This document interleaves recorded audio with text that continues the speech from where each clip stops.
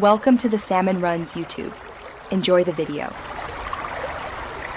You begin by confirming prerequisites and immediately enabling GST.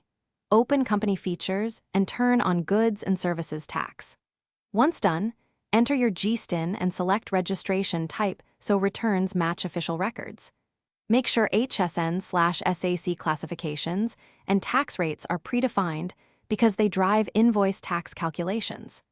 You should also import or enter opening balances and tax ledgers now. This prevents reconciliation issues later. Starting here speeds all downstream steps and keeps filing consistent with government. Now you record transactions with precision.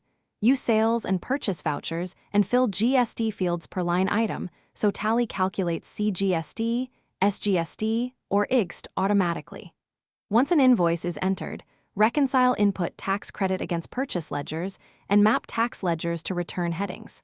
Make sure to use correct voucher types for debit and credit notes to adjust tax liabilities.